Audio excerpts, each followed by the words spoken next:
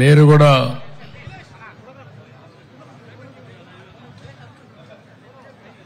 Please వదిలే ఈ పక్క రండి. మీరు ఇటండి మీరు ఇటండి. ఈ పక్క వచ్చి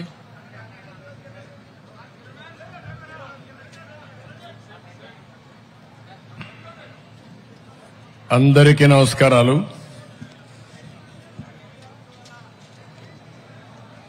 క్రోధినామ సంవత్సర ఉగాది శుభాకాంక్షలు.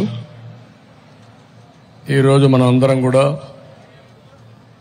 తెలుగు జాతి పెద్ద ఎత్తున జరుపుకునే ఏకైక పండుగ, రెండు రాష్ట్రాల్లో ఉండే తెలుగు ప్రజలకి, దేశ విదేశాల్లో ఉండే తెలుగు ప్రజానీకానికి, తెలుగు జాతికి మొత్తానికి క్రోధనామ సంవత్సర ఉగాది శుభాకాంక్షలు తెలియజేస్తున్నా. మనందరికీ ఇది ఒక విశిష్టమైన పండుగ. మన జీవితాల్లో రాబోయే 1 సంవత్సరాల్లో దశ దిశ నిర్దేశించుకునే వేడుక ఇది. ఇది వారసత్వంగా మనకు సంక్రమించిన సంపద. ప్రతి ఒక్క వ్యక్తి కూడా ఈ పండుగ రోజున మనం అందరం ఆలోచించుకుంటాం. జనవరి 1వ తారీఖున మనకు ఇంగ్లీష్ క్యాలెండర్ ప్రకారం న్యూ ఇయర్ వచ్చిన తెలుగు జాతికి నూతన సంవత్సరం ప్రారంభం ఈ రోజే. అది మన సాంప్రదాయం. మన దేశంలో ఇంకొకసారి చూస్తే పండుగలన్నింటికీ ఒక ప్రత్యేకత ఉంది. ప్రకృతికి, కాలానికి సంబంధం ఉంది. ఇది కూడా మనం గుర్తుపెట్టుకోవాల్సిన అవసరం ఉంది. అందుకే మన దేశంలో 6 ఋతువులున్నాయి. ఈరోజు చూస్తే చైత్రమాసం తొలి రోజు వసంత ఋతువు ప్రవేశించింది. చైత్రమాసంలో ప్రజా చైతన్యం కొత్త పుంతలు ఇచ్చి ముందుకు తీసుకుపోతుంది. ఒక నూతనమైన ఉత్సాహాన్నిచ్చే రోజు ఈరోజు. ఈ ఎనర్జీ రాబోయే సంవత్సరం అంతా కూడా మన భవిష్యత్తును నిర్ణయిస్తుందని చెప్పి కూడా నేను మీకు తెలియజేస్తున్నా. మొదలయ్యే రోజు మంచి మనసుతో మనం సంకల్పం చేయాలి. ఆ సంకల్పం మన ఆశల్ని, ఆశయాన్ని, ఉత్సాహాన్ని మెయింటైన్ చేస్తూనే మనం అనుకున్నటువంటి కోరికలను నెరవేర్చుకునే విధంగా మనం ముందుకు పోవాల్సిన అవసరం ఉంది. ఈ ఏడాది రాష్ట్రంలో ఉండే ప్రజలందరికీ నేను కోరుకుంటున్నాను, సాధికారత రావాలని. ఏదో ప్రగతి ఒకటే కాదు, ఓవరాల్ ఎంపవర్మెంట్ జరగాలి. సంక్షేమం ఇవ్వాలి, అభివృద్ధి చేయాలి, ధరలు తగ్గాలి, లా అండ్ ఆర్డర్ ఉండాలి. అదే మాదిరిగా ప్రతి ఒక్కరి కృషికి తగిన ఫలితం లభించే పరిస్థితి ఉండాల్సిన అవసరం ఉంది. అది జరిగినప్పుడు ప్రభుత్వం ఇచ్చే చేయూత కూడా తీసుకుంటే ఏదైనా సాధించే ఇది వస్తుంది. అది జరగాల్సిన అవసరం ఉంది. అందుకే రాష్ట్రంలో ఉండే ప్రతి ఒక్కరికి, తెలంగాణలో ఉండే ప్రజానీకానికి, దేశంలో ఉండే తెలుగు కుటుంబాలకి, ప్రపంచంలో ఉండే తెలుగు జాతి ప్రతి ఒక్కరికి, మీ కుటుంబం, మీ కుటుంబ సభ్యులు, మీ బంధుమిత్రులు అందరూ కూడా సుఖ సంతోషాలతో ఉండాలని, అదే మరిగా మీరు కూడా సంపద సంపాదించి మీనింగ్ఫుల్ లైఫ్, నేను ఇక్కడ ఆ మాటలు వాడుతున్నాను. సంపద సంపాదించడం ఎంత ముఖ్యమో దాన్ని మంచి కొరకోసరం ఖర్చు పెట్టడం చాలా అవసరం. మనకు కొన్ని సాంప్రదాయాలు ఉన్నాయి. వయస్సులున్నారు, వ్యాపారం చేస్తారు. వ్యాపారం చేస్తూ వచ్చిన దాంట్లో ఒక 1% 2% సంక్షేమానికి, ప్రజల సేవ కోసం వెచ్చించే పరిస్థితిలో ఉన్నారు. అంటే ఇది ఇప్పటి నుంచి వచ్చిన వారసత్వం కాదు. వాళ్ళు చేసేది వ్యాపారం. అదే సమయంలో ఒక బాధ్యత కింద ఈరోజు వాళ్ళంతా కూడా సంక్షేమం కోసం సేవాభావంతో ముందుకు పోతున్నారు. అలాంటి అలవాటు తెలుగు జాతికి రావాలని మనస్ఫూర్తిగా ఆకాంక్షిస్తున్నా. ఎందుకు ఈ మాట వాడుతున్నానంటే ఈరోజు మనం ఎంతో డబ్బులు సంపాదిస్తాం. ఎక్కడున్నా తెలుగు జాతి సంపద సంపాదించడంలో ఈరోజు తెలుగు వారికి మించిన వాళ్ళు ప్రపంచంలో ఎక్కడా లేరు. అది వచ్చింది. ప్రపంచమే హద్దుగా ముందుకు పోయే పరిస్థితికి వచ్చారు. సంపద సృష్టిస్తున్నారు, ఉపాధి కల్పిస్తున్నారు, ప్రపంచానికి సేవలు అందించే పరిస్థితి వచ్చారు. అదే సమయంలో సేవాభావం కూడా తెలుగు జాతికి అవసరం. ఆ సేవాభావం ఉంటే మీ జీవితానికి సార్థకత ఉంటుంది. అదే సమయంలో అది చేసినప్పుడు మీ పేరు ఇది వస్తుంది. అది చేయగలిగితే మీరు రాజకీయాల్లో గాని లేకపోతే కార్పొరేషన్లో గాని ఉన్నతమైన పదవులు వచ్చే అవకాశం ఉంటుంది. నా కోరిక అది కూడా చేయాల్సిన అవసరం ఉంది మన జాతి. ఇంకొక పక్క ఉగాది అనంగానే ప్రారంభం ఏది నిద్రలేసినప్పుడు ఉగాది పచ్చడితోనే మనం ప్రారంభిస్తాం. షడ్రుచుల సమ్మేళనంతో ఉగాది పచ్చడి తయారు చేస్తారు.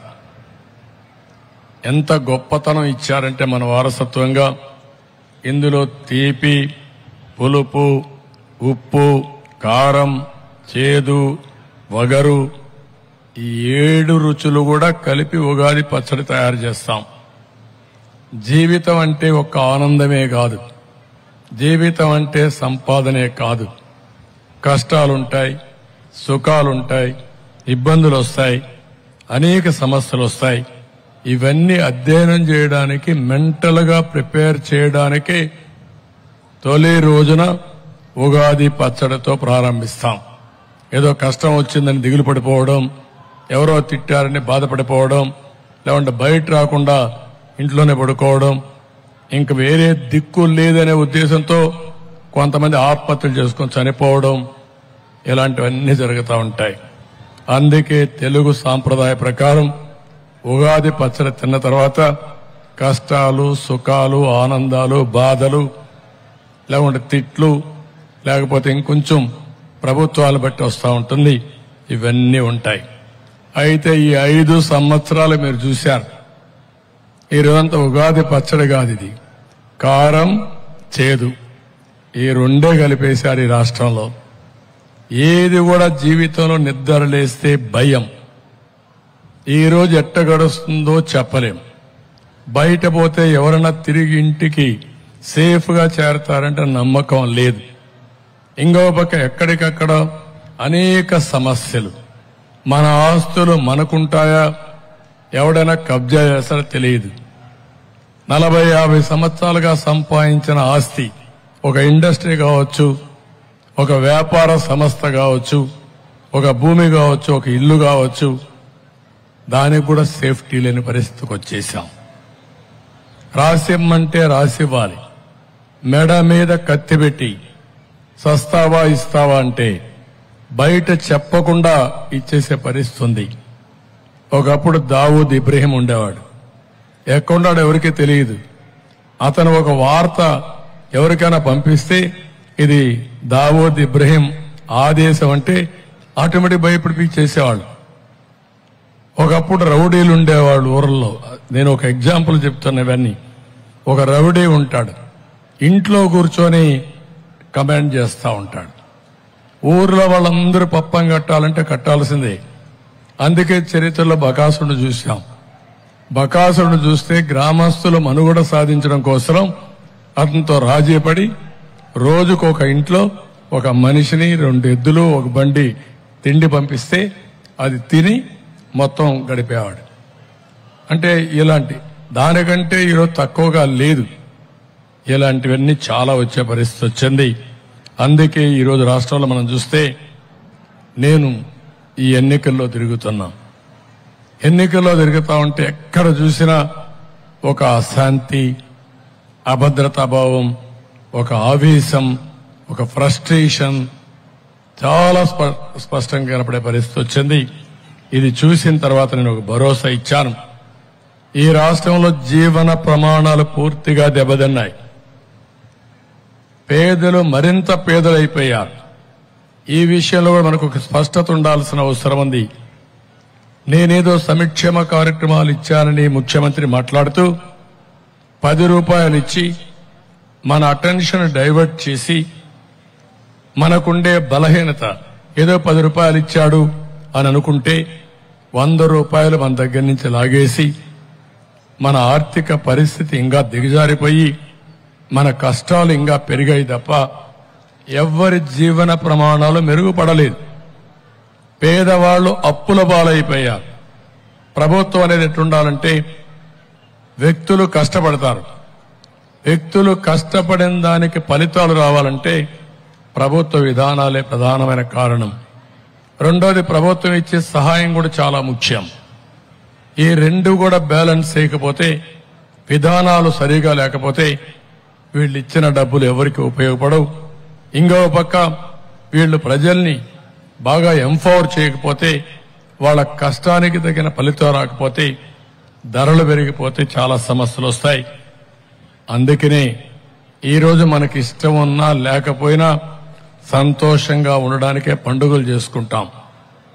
5 ఏళ్లు కష్టాలన్నీ మర్చిపోయి ఈ ఉగాది రోజున నూతనమైనటువంటి హోప్, ప్రతి ఒక్కరు కూడా మళ్లీ మంచి రోజులున్నాయి, ఈ ఉగాదితో ప్రారంభమవుతుంది, మా జీవితాల్లో వెలుగులు వస్తాయి, మా బిడ్డల భవిష్యత్తు బ్రహ్మాండంగా ఉంటుందని మీరు ఆలోచించడం కాదు, ఒక సంకల్పం చేయండి. అది సాధించే విధంగా మీ అందరికీ అండగా మేము ఉంటాం. అందుకే ఒక ఫ్రంట్ గా కూడా వచ్చామని మరొకసారి మీ అందరికీ విజ్ఞప్తి చేస్తున్నా.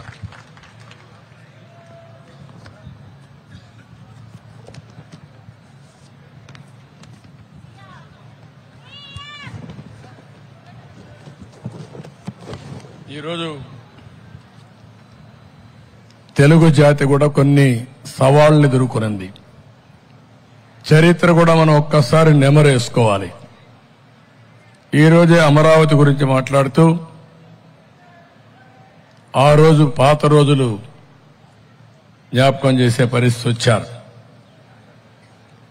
అయితే ఈ రోజు మనం ఒకసారి చూస్తే 2024 కంటే ముందు కూడా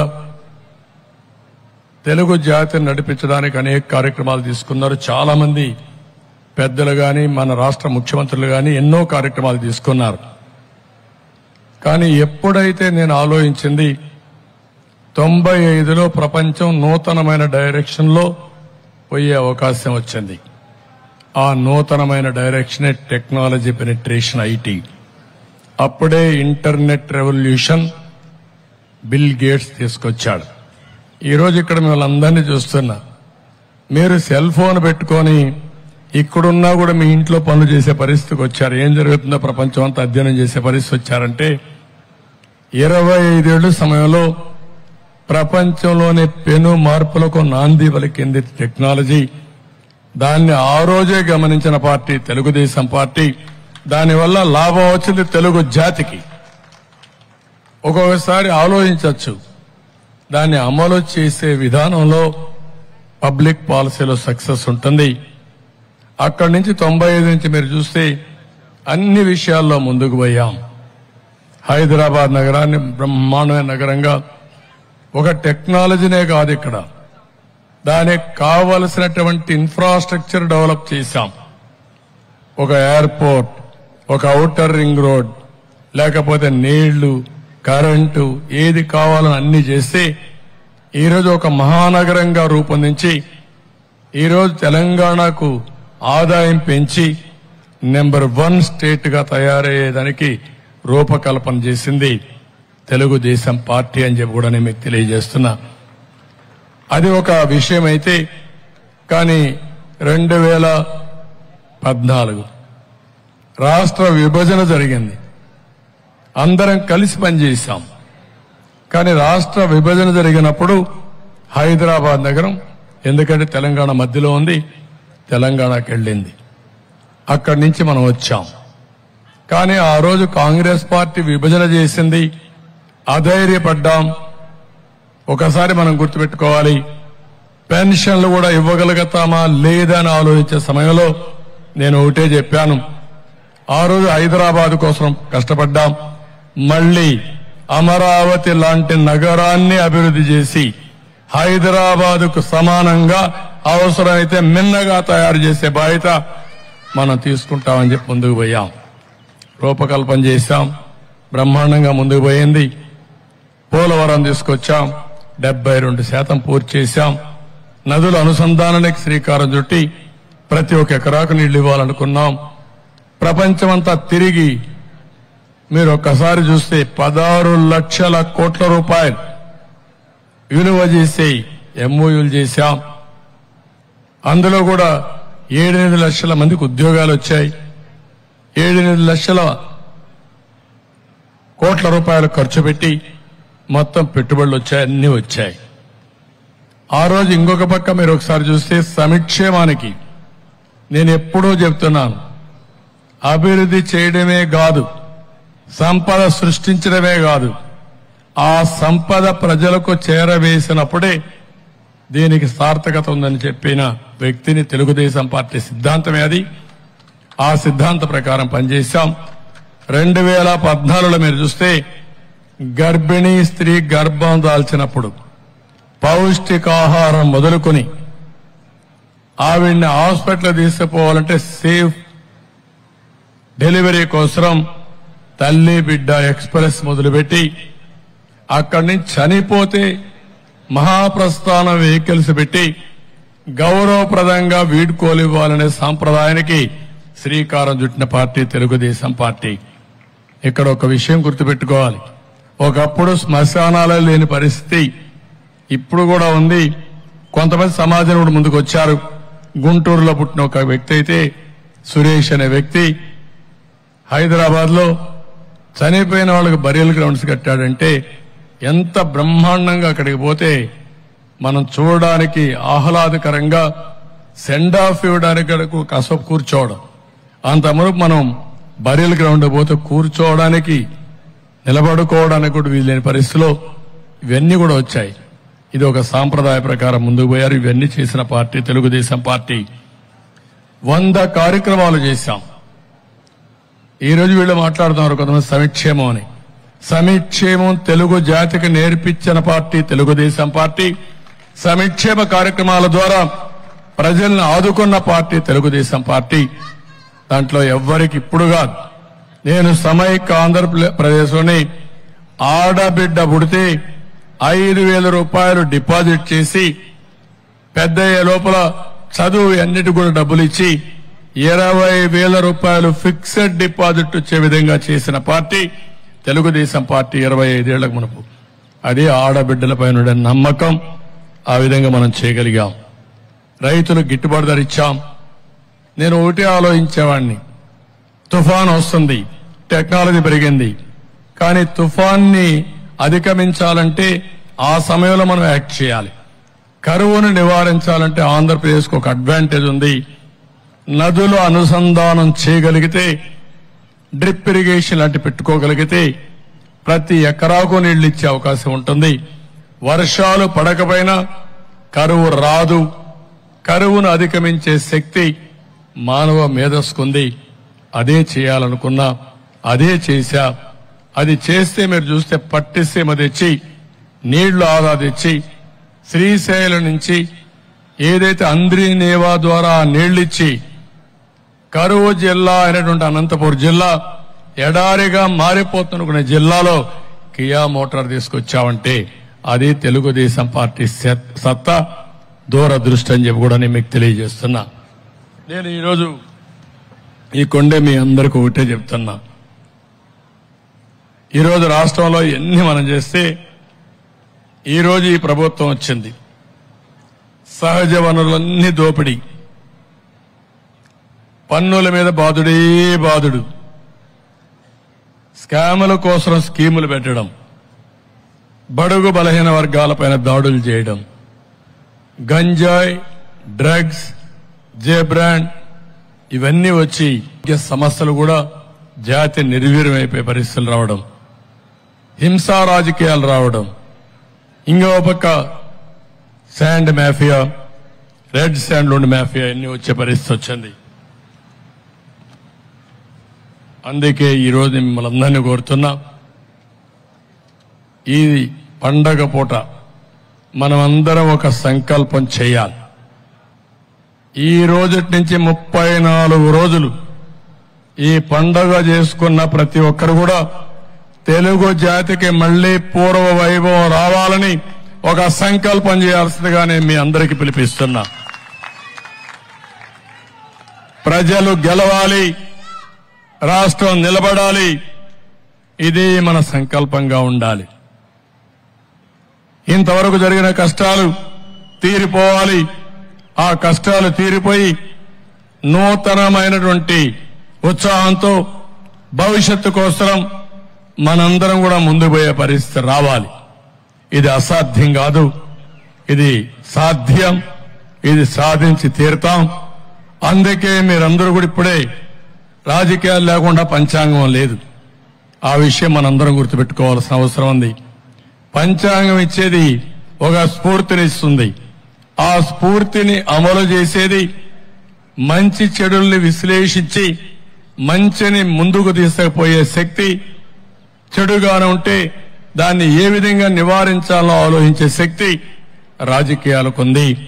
అదే రాజకీయాల్లో విధానపరంగా ముందుకొస్తే ఏదైనా సాధ్యం అని చెప్పి నేను మీకు తెలియజేస్తున్నా. రాష్ట్ర పునర్నిర్మాణం జరగాలి. 14 లక్షల కోట్ల రూపాయల అప్పుంది. దగ్గర 1,50,000 కోట్ల రూపాయలు బిల్స్ అన్ని బకాయిలున్నాయి. గుంతలబడిన రోడ్లు మనకు స్వాగతం ఇస్తున్నాయి. ఈ రోజు తాగేదానికి గుప్పెడు నీళ్లు లేవు. భూగర్భ జలాలు ఇంకిపోయినాయి. ఒకప్పుడు నేను ఆలోచించేవాడిని, భూమిని ఒక జలాశయంగా చేసి ఎక్కడ వర్షపు నీరు వస్తే అక్కడనే భూగర్భ జలాలుగా కన్వర్ట్ చేయాలని ఇంకుడు గుంతలు దూవించిన పార్టీ తెలుగుదేశం పార్టీ. ఒక మామూలు గ్రామాల్లోనే కాదు, పంట కుంటలు గ్రామాల్లో దూవితే ఇంకుడు గుంతలు సిటీల్లో పెట్టి ఎక్కడ చూసినా భూగర్భ జలాలు పెంచి ఈ యొక్క ప్రకృతిని పెంచడం కోసం ప్రయత్నం చేసిన పార్టీ. ప్రకృతిని మనం కాపాడితే ఆ ప్రకృతి మనం రక్షిస్తుంది. ఈ రోజు మొత్తం మీరు చూస్తామంటే చాలా అన్యాయంగా తయారయ్యే పరిస్థితి వచ్చింది. అందుకే ఈ రోజు మళ్లీ పునర్నిర్మాణం కోసం వైఎస్ఆర్ కాంగ్రెస్ వ్యతిరేక ఓటు డివైడ్ కాకూడదని 3 పార్టీలు జట్టు కట్టాం. ఈ విషయం కూడా మీరు గుర్తుపెట్టుకోవాలి. ఈ సందర్భంగా మైనారిటీస్ కూడా హామీ ఇస్తున్నా నేను. తెలుగు ఉగాది పండుగ ఈ గడ్డ మీద పుట్టిన అన్ని కులాలు అన్ని మతాలు జరుపుకునే ఏకైక పండుగ ఉగాది. ప్రాస్పరిటీ కూడా, భవిష్యత్తు కూడా అందరికీ సంబంధించిన భవిష్యత్తు ఉంటుంది. అందుకే ఈరోజు కేంద్రం సహకారం అవసరం. తెలుగుదేశం పార్టీ హయాంలో ఏ ముస్లింలు కూడా 22 ఏళ్ల అధికారంలో ఉంటే ఎప్పుడూ ఏమాత్రం కూడా వివక్షత లేని ప్రభుత్వాన్ని ఇచ్చిన పార్టీ తెలుగుదేశం పార్టీ అని చెప్పి కూడా నేను మీకు తెలియజేస్తున్నా. సాధికారతే ధ్యేయంగా, పేదరికమే కులమానంగా ఇంతవరకు పనులు చేస్తూ వచ్చాం. భవిష్యత్తులో కూడా అదే చేస్తామని చెప్పి కూడా నేను మీకు తెలియజేస్తున్నా. నా ఆలోచన ఒకటి, మీ జీవన ప్రమాణాలు పెరగాలి. ప్రపంచంలో మేధోశక్తితో ముందుకు పోతా ఉంది. నాలెడ్జ్ ఎకానమీతో ముందుకు పోతా ఉంది. ఆ నాలెడ్జ్ ఎకానమీని మీకు అందుబాటులో తేవడమే కాకుండా సంపద సృష్టించడం నేర్పాలని, తిరిగి ఆ సంపద వల్ల ఆదాయం పెంచాలని, పెంచిన ఆదాయాన్ని ఈ పేదవాళ్లకు పంచి వాళ్ళ పైకి తేవాలనే ఏకైక ధ్యేయం తప్ప ఇంకొక ఆలోచన లేదు. అందుకే నేను ఒకే మాట చెప్పాను, 2047కి భారతదేశం ప్రపంచంలోని నెంబర్ 1 దేశంగా తయారవుతుంది. ఇప్పుడు 5వ అతిపెద్ద ఆర్థిక వ్యవస్థ, ఈరోజు 5వ ఆర్థిక వ్యవస్థ. ఇది 2030కి 3వ వ్యవస్థ కింద వస్తుంది. 2047కి అంటే 100 సంవత్సరాల స్వాతంత్రం జరుపుకునే రోజున మనం నెంబర్ 1 కావాలనే సంకల్పం తప్పకుండా ఈ అవకాశాలు ఉన్నాయి. అది చేయగలిగితే అమెరికాను, చైనాను కూడా మనం డామినేట్ చేసే పరిస్థితి వస్తుంది. అదే మొన్న నేను ఆగస్టు 15 కూడా చెప్పాను. ఈ విషయం మీరు గుర్తుపెట్టుకోవాల్సిన అవసరం ఉంది. అదే సమయంలో భారతీయులు ప్రపంచం మొత్తం బ్రహ్మాండంగా రాణిస్తారు. ఈరోజు ఆ విషయం కూడా మీరు గుర్తుపెట్టుకోవాలి. ఎందుకు ఈ విషయాలు మాట్లాడుతున్నారంటే నేను ఒకటే చెప్తున్నాను. ఒకప్పుడు హైదరాబాద్ ఎక్కడుండోదో మనకు తెలిసేది కాదు. ఏదైనా ఉంటే మన బంధువులు చెప్తే తప్ప. అమెరికాకు పోవాలంటే, అమెరికాలో వార్తలు మనకు రావాలంటే మళ్లీ ఒక నెలలో 2 నెలలో ఎప్పుడో వచ్చేటివి. ఏదైనా చిన్న కార్డులో రాస్తే తప్ప, లేకుంటే ఎవరైనా వస్తే తప్ప. ఈరోజు అది కాదు. ప్రపంచంలో నలుమూలల ఏమి జరుగుతుందో రియల్ టైంలో మీరు చూసే పరిస్థితి వచ్చింది. అదే నా ఆలోచన. తెలుగు జాతిని ప్రపంచానికి అనుసంధానం చేసి ఆకాశమే హద్దుగా అభివృద్ధి చేయాలి. ప్రపంచంలో నెంబర్ 1 కమ్యూనిటీగా తెలుగు జాతి ఉండాలి. అదే నా సంకల్పం. ఇప్పటికే ప్రపంచంలో ఎక్కడ తెలుగు వాళ్ళున్నా తలసరి ఆదాయంలో నెంబర్ 1 గా ఉన్నారు. రేపు నెంబర్ 1 వెల్త్ లో ఉంటారు, సంపాదనలో ఉంటారు. అది జరుగుతుందని చెప్పి కూడా నేను మీకు తెలియజేస్తున్నా. ఈ సందర్భంగా నేను ఒకటే సంకల్పం చేస్తున్నాను. జీరో పావర్టీ, పేదరికం లేని సమాజం. అది ఎన్టీ రామారావు గారు ఇచ్చినటువంటి ఆదేశం, ఆయన నిర్దేశించిన ఆశయం. ఆ ఆశయాన్ని నెరవేర్చే రోజు వచ్చింది. తప్పకుండా నా జీవితంలోనే పేదరికం లేని సమాజాన్ని చూస్తాను. ప్రతి ఒక్క పేదవాడికి తెలుగుదేశం పార్టీ అండగా ఉంటుంది. తెలుగుదేశం పార్టీ జెండా పేదవాడికి అండా అని చెప్పి నేను మీకు తెలియజేస్తున్నా. ఇవన్నీ జరగాలంటే మళ్లీ ఇక్కడ మనం ఉన్న కేంద్ర సహకారం కూడా అవసరం. అందుకే ఎన్డీఏలో బీజేపీ గాని, జనసేన గాని, తెలుగుదేశం గాని ముగ్గురం కలిచాం. వచ్చేది కూటమి ప్రభుత్వమే, దాంట్లో అనుమానం లేదు.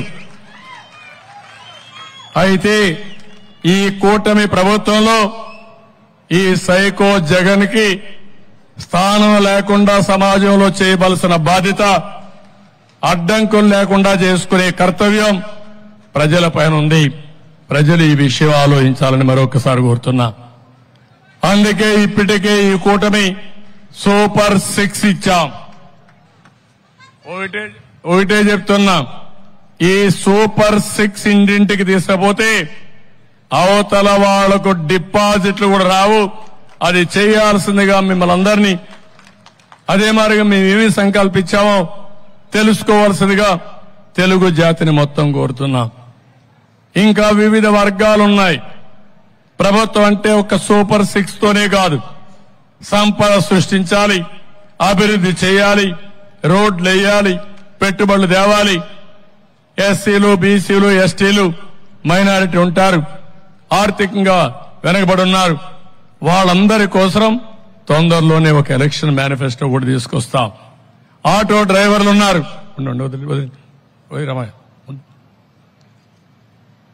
వాళ్ళందరి కోసం ఏం చేయాలనో అవి కూడా వర్కౌట్ చేస్తాం. అవన్నీ వర్కౌట్ చేసి కూడా వస్తాం. నేను అందుకే ఇంకొక మాట కూడా చెప్పాను. మనం అందరం కష్టపడినా కొంతమంది కష్టపడలేని వాళ్ళు ఉంటారు. వృద్ధులు గాని, వితంతువులు గాని, ఆధారం లేని వాళ్ళు. అలాంటి ఆధారం లేని వాళ్ళకి పెన్షన్ విధానం ఏర్పాటు చేసిన పార్టీ తెలుగుదేశం పార్టీ. ఏర్పాటు చేసిన నాయకుడు నందమూరి తారక రామారావు గారు. ఆ తర్వాత మీరు చూస్తే 200 రూపాయల పెన్షన్ ని 2000 రూపాయలు చేసిన పార్టీ, 10 రెట్లు పెంచిన పార్టీ తెలుగుదేశం పార్టీ. ఈ ముఖ్యమంత్రి మాట్లాడుతూనే ఉంటాడు, నోరు ధరిస్తే అబద్దాలు. ఇవన్నీ కూడా వాస్తవాలు, ప్రజలు అర్థం చేసుకోవాలి. అదే సమయంలో మళ్లీ 4000 రూపాయలు ఇంటి దగ్గరకే మొదటి తారీఖున నేరుగా ఇస్తామని చెప్పిన పార్టీ తెలుగుదేశం పార్టీ. ఈ 4000 రూపాయలే కాకుండా ఎవరైనా ఆ నెలలో తీసుకోకపోతే నెక్స్ట్ నెల గాని 3 నెలల వరకు ఈ 4000 రూపాయలు ఇచ్చే బాధ్యత ఫ్రంట్ తీసుకుంటామని కూడా చాలా స్పష్టంగా హామీ ఇచ్చాం. ఇంకో పక్క వికలాంగులకి, ఫిజికల్ హ్యాండిక్యాప్డ్కి 4,000 రూపాయల నుంచి 6,000 రూపాయలు ఇస్తామని చెప్పిన పార్టీ తెలుగుదేశం పార్టీ. ఇవన్నీ కూడా తీసుకుంటేనే వాలంటీర్ వ్యవస్థ ఉంది ఇక్కడ. పాపం వాళ్ళ జీవితాలతో ఎంత ఆడుకుంటున్నా అంటే జగన్మోహన్ రెడ్డి నాకు అర్థం కావడం లేదు. మొన్నటి వరకు ఏం చెప్పాడు వాలంటీర్స్ ని, వీళ్ళందరూ కూడా మా పార్టీ వాళ్ళు ఉన్నారన్నాడు. మనం ఆ రోజు కూడా చెప్పాం, మీ పార్టీ కాదు, ఈ రాష్ట్రానికి సేవలు అందించడానికి వాళ్ళని ఉపయోగించండి, రాజకీయాల కోసం కాదు, మీకు సేవ చేయడానికి కాదు, ప్రజలకు సేవ చేయడానికని చాలా స్పష్టంగా చెప్పాం. ఈ మధ్య కాలంలో వాలంటీర్ వ్యవస్థను ఉపయోగించి తద్వారా రాజకీయ లబ్ధి పొందాలని ప్రయత్నం చేశాడు. ఎన్నికల కమిషన్ ఒకటే మాట చెప్పారు, ఏవైనా సరే పెన్షన్లు ఇవ్వండి, ప్రభుత్వ ఉద్యోగుల ద్వారా ఇవ్వండి, వాలంటీర్స్ ద్వారా ఇవ్వడం కరెక్ట్ కాదని ఒక నిర్ణయం చేశారు. ఎవ్వరు కూడా ఎక్కడ కూడా నేరుగా ఇంటి దగ్గర పెన్షన్ ఇవ్వద్దని చెప్పలేదు. కానీ ఈ ముఖ్యమంత్రి దుర్మార్గుడు సేవా రాజకీయాలు చేశాడు. ముసలి వాళ్ళని తీసుకొచ్చి మంచి ఎండల్లో నిలబెట్టి పెన్షన్ ఇవ్వకుండా మళ్ళా తిరిగి పొమ్మని మళ్లీ రమ్మని, దీంట్లో పండుటాకులు లాంటి వ్యక్తులు కొంతమంది చనిపోయారు. దాన్ని సేవ రాజకీయాలు చేసే పరిస్థితి వచ్చాడు. ఇప్పుడు ఇది కూడా ఏంది, వాలంటీర్స్ అందరినీ కూడా రాజీనామాలు చేయమన్నాడు. రాజీనామాలు చేయమంటే మేమెందుకు చేస్తామని చాలా మంది రిఫ్యూజ్ చేశారు, చేయలేదు. మనం కూడా అపీల్ చేశాం, మీరు రాజీనామాలు చేయొద్దండి, మీరు వాలంటీర్లుగా ఉన్నారు, ఈ వాలంటీర్ వ్యవస్థను కొనసాగిస్తామని చాలా స్పష్టంగా చెప్పాం. దాంట్లో వాళ్ళకి ఇంకా నమ్మకం వచ్చింది. వైఎస్ఆర్ కాంగ్రెస్ పార్టీకి సేవ చేయొద్దండి, ప్రజలకు సేవ చేయండి, మీకు మేము అండగా ఉంటామని వాలంటీర్లకు పదే పదే చెప్పాం. నిన్న మొన్న చూస్తే రాజీనామాలు చేయమన్నారు, ఇప్పుడు వాలంటీర్ వ్యవస్థే లేదంటున్నారు. ఇది కొత్త వార్త. అంటే నువ్వేమైనా రద్దు చేసావా, రహస్య జీవో ఇష్యూ చేసావా? సమాధానం చెప్పనీకు. సమాధానం చెప్పకుండా వాలంటీర్ వ్యవస్థ ఉందా లేదా? లేకపోతే ఇంకో మాట చెప్పాడు, రేపు ఈ మహానుభావుడు మళ్ళా ముఖ్యమంత్రి అయి మొదటి సంతకం వాలంటీర్ వ్యవస్థ పైన పెడతా అన్నాడు. అంటే ఆ వ్యవస్థ లేనట్టే కదా, ఇన్ని రోజులు అనుభవం పోయింది కదా వాళ్ళకు. అంటే ఏంటి ఈ స్టేట్మెంట్లు? మోసం చేస్తున్నావు, దగా చేస్తున్నావు, అవకాశవాద రాజకీయం చేస్తున్నాం. ఉదయం ఒక మాట, మధ్యాహ్నం ఒక మాట, రాత్రి ఒక మాట మాట్లాడే పరిస్థితికి వచ్చాం. ఇంకో పక్క రాజీనామా చేసి పార్టీకి పనిచేయమంటున్నాడు. రాజీనామా చేసి పార్టీకి పనిచేస్తే రాజీనామా చేయకుండా పార్టీకి పనిచేయమంటున్నారు. కేసులు పెడితే ఇందులో బాగా చదువుకున్న పిల్లలున్నారు, ఎంఏలు చేశారు, కొంతమంది ఎంటెక్లు బీటెక్లు చేశారు, చదువుకొని వచ్చారు. కనీసం ఇంట్లో ఉంటాం, తల్లి తండ్రిని చూసుకుంటాం, ఒక 5,000 రూపాయలు వస్తుంది, ఒక పని ఉంటుందని చెప్పి వస్తే వాళ్ళని ఇప్పుడు తప్పుడు పనులు చేపించి కేసులు పెట్టించి ఇంకా వాళ్ళ జీవితంలో ఎక్కడ ఉద్యోగం కూడా రాదు. ఈ ఉద్యోగం పోతుంది, కొత్త ఉద్యోగాలు వచ్చే అవకాశం లేదు ఏదైనా క్రిమినల్ కేసులుంటే. ఎంత స్వార్థపరుడో మీరు అర్థం చేసుకోవాలి వాలంటీర్స్. అందుకే తెలుగుదేశం అదే మరి ఎన్డీఏ మేమందరం 3 పార్టీల కూటమికి హామీ ఇస్తున్నాం, మీ ఉద్యోగాలు తీసేయం, వాలంటీర్ వ్యవస్థ కొనసాగిస్తామని మరొక్కసారి మీ అందరికీ హామీ ఇస్తున్నా. ఉగాది రోజున, పండుగ రోజున తీపి కబుర్ మీకు అందరికీ ఇస్తాం. 5,000 కాదు, మీకు రాబోయే రోజుల్లో 10,000 రూపాయలు పారితోషికం ఇచ్చే బాధ్యత మాది. అది బిగినింగ్. మీలో సమర్థత ఉంది, తెలివితేటలున్నాయి. ఇది ఎంట్రీ పాయింట్ మాత్రమే. ఇక్కడి నుంచి మీ ఇంట్లో మీరు కూర్చొని వర్క్ ఫ్రమ్ హోమ్. ఇప్పుడు 10,000 రూపాయలంటే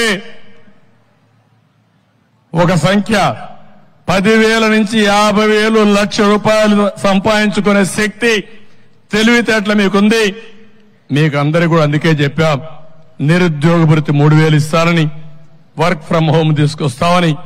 ఈ 2,66,000 మందిలో చదువుకున్న వాళ్ళుంటే వాళ్ళందరికీ స్కిల్ డెవలప్మెంట్ చేసి మీ క్యారియర్ బిల్డప్ చేసే బాధ్యత మాదని మరొకసారి వాలంటీర్స్ అందరికీ విజ్ఞప్తి చేస్తున్నా. ఇప్పుడు మీరు ఆలోచించుకోవాలి, తప్పుడు పనులు చేసి జైలుకు పోయి మీ జీవితాలను ఖరాబు చేసుకుంటారా? ప్రజలకు సేవ చేసి రాష్ట్రాన్ని అభివృద్ధి చేసి మీరు కూడా రాష్ట్ర ప్రగతిలో భాగస్వాములై మీ క్యారియర్ బిల్డప్ చేసుకుంటారా? ఈ రెండే మీ ముందుండే సమస్యలు. ముఖ్యమంత్రి చెప్పాడు మీ వ్యవస్థ లేదని, మళ్లీ వస్తే మళ్ళా సంతకం పెడతానాడు. వచ్చేది లేదు, సచ్చేది లేదు. నమ్మి మోసపోవద్దని వాలంటీర్స్ కి అందరికీ చెప్తున్నా. మిమ్మల్ని ఏమీ చేయలేరు. గవర్నమెంట్ లో ఉద్యోగం ఇస్తాం, మేము తీసేస్తామా? ఎందుకు తీసేయాలి? అవకాశం వచ్చింది, మాట్లాడితే నేనిచ్చానంటున్నాడు.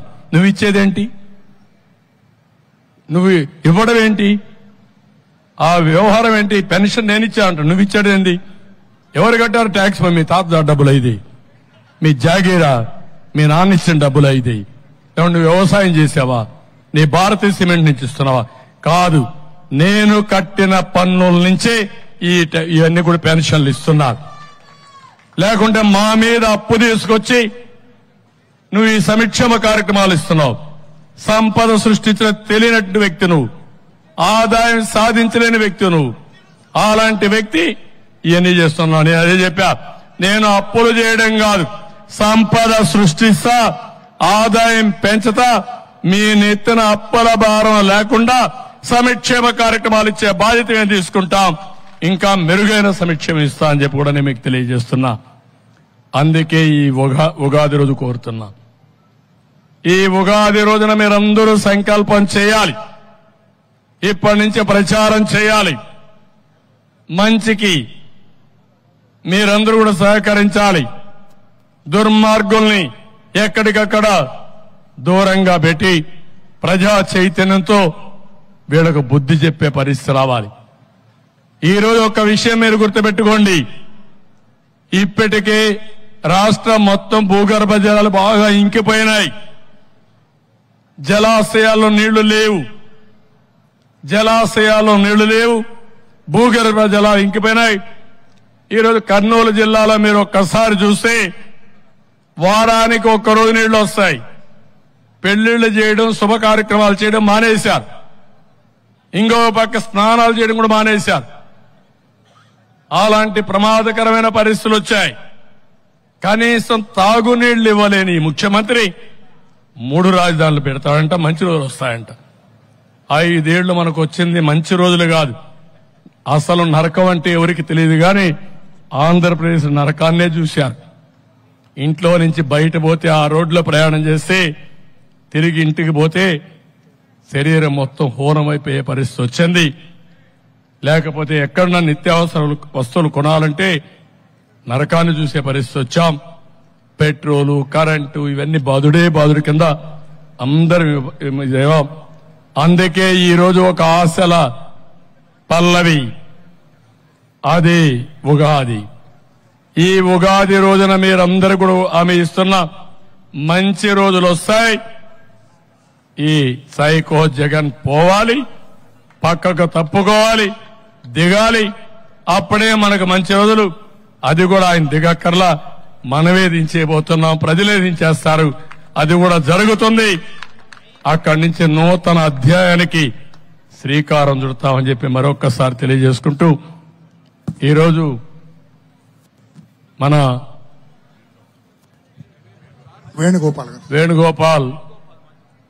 వేణుగోపాల్ గారు చాలా వాగ్దాటే కాకుండా వాక్శుద్ధి ఉంది. చాలా బాగా చెప్పారు. వారు కూడా సమాజ హితం కోసం ఆలోచించారు. వారిని కూడా మనస్ఫూర్తిగా కోరుకుంటూ, అలాంటి సమాజం కోసం మంచి చేసే ప్రతి ఒక్కరు కూడా గళ విప్పాలి, ప్రజల్లోకి వెళ్ళాలి, ప్రజా చైతన్యం తేవాలి.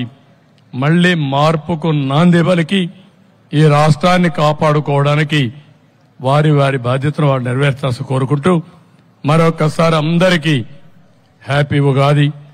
ఈ ఉగాది రోజున మీ అందరికీ మెరుగైన జీవన ప్రమాణాలు, మీ అందరి ఆశలను నెరవేరాలని, మీరు మీ కుటుంబం అందరూ ఆనందంగా ఉండాలని, ఇంకో పక్క బాగా వర్షాలు పడాలి, పంటలు బాగా పండాలి, ఏమాత్రం ఇబ్బంది లేనటువంటి సమాజం కోసం అన్నింటికంటే ముఖ్యంగా వర్షాలు పడితే చాలా సమస్యలకు పరిష్కారం వస్తుంది. దానివల్ల మనం చాలా వరకు ముందుకు పోయే పరిస్థితి వస్తుంది. ఈ సంవత్సరం అందరూ కూడా శాస్త్రజ్ఞులు చెప్తున్నారు, కరువు అంతా పోతుంది, పుష్కలంగా వర్షాలు పడతాయి. అందుకే ఎండలు కూడా విపరీతంగా ఉన్నాయి. ఇంకొక నెల ఈ ఎండ ఓర్చుకుంటే, ఈ దుర్మార్గమైన పరిపాలన ఓర్చుకుంటే రాబోయేది అన్ని మంచి రోజులే. ఆ మంచి రోజుల కోసం అందరూ కూడా ముందుకు పోవాల్సిందిగా మరొక్కసారి ప్రార్థిస్తున్నా. జై హింద్, అందరికీ నమస్కారాలు. Thank you.